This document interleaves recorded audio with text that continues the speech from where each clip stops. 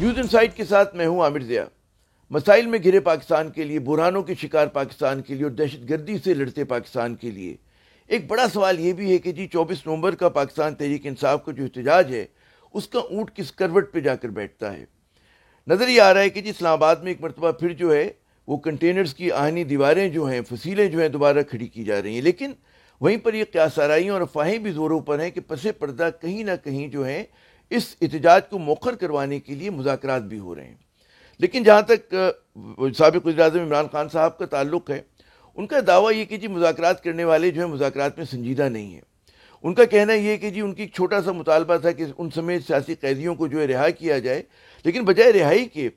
جو ان کو ضمانت ایک کیس میں ملی بھی، لیکن ہم دیکھتے ہیں کہ ان پر ایک اور مقدمہ جو ہے وہ لاد دیا گیا، اور بقول عمران خان کے جب سے وہ جیل میں ہیں اس وقت سے لے کر اب تک 60 کے قریب ان پہ جو ہیں نئے مقدمات جو ہیں قائم ہو گئے ہیں۔ اور ناظرین آپ کو پتہ ہی ہوگا کہ یوں عمران خان پہ جو ہے مجموعی طور پہ تقریباً 115-16 کے قریب مقدمات ہیں، جن میں سے بہت سو میں ان کو بری کر دیا گیا ہے، ان کو ضمانت مل گئی ہے، لیکن کوئی نہ کوئی نیا کیس ان کے سامنے آتا رہتا ہے۔ تو ایک جانب عمران خان صاحب کا اور پی ٹی آئی کے بعض لوگوں کا دعویٰ ہے کہ کہیں مذاکرات ہو رہے ہیں، لیکن وزیر داخلہ محسن نقوی صاحب نے جو ہے سختی سے تردید کی ہے مذاکرات کی۔ انہوں نے کہا کہ وہ خود جو ہے مذاکرات کے حق میں، لیکن کسی سطح پر مذاکرات نہیں ہو رہے۔ انہوں نے یہ بھی کہا کہ جناب کسی کو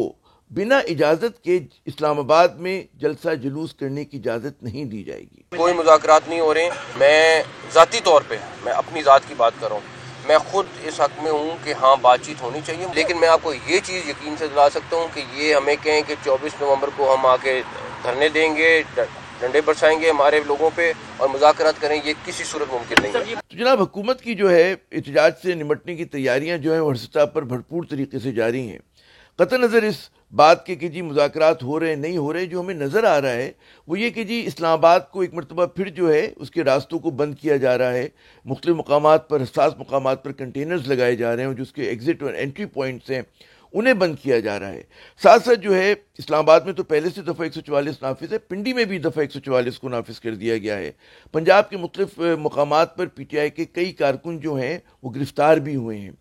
یہ بھی مطلب سننے میں آیا، بلکہ فیصلہ ہوا ہے حکومتی سطح پر کہ کے پی میں، پنجاب کے بعد اضلاع میں اور اسلام آباد میں جو ہے وہاں پر انٹرنیٹ کی اور جو اس کی موبائل فون کی سروسز ہیں